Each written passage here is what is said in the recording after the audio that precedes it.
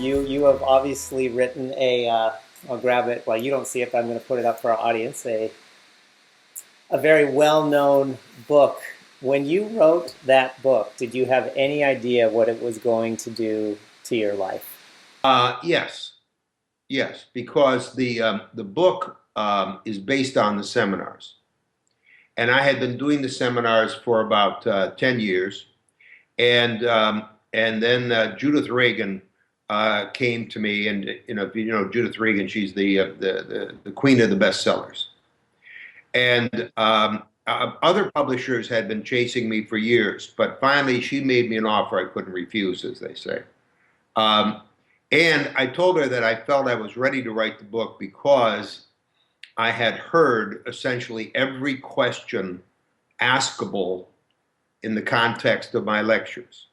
And in fact, I had built many new sections into the lectures to answer those questions that were repeated again and again, year after year. And so I thought I'd heard just about every possible question. And I had found answers to those questions. And so it was time to write the book.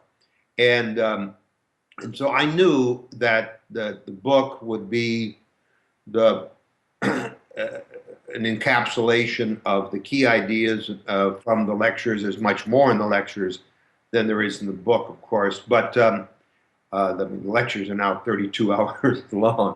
In fact, the lectures from which I wrote the book were 3 days, 24 hours. The course is now 4 days and 32 hours, and so it's really time to write story two to bring all that up to date. But yeah, I had a pretty good idea that the book would do well. I mean, Judith Regan was my publisher, and she knows what she's doing, and she said, this will be a backlisted book, and indeed, what it's 15 years later, it's still in the upper 0.1% of all books sold at Amazon.com. And so every new generation, every year, new writers come into the world wanting to write, and the book they have to have next to their keyboard is story. And so it sells at the same clip now that it has sold since the beginning.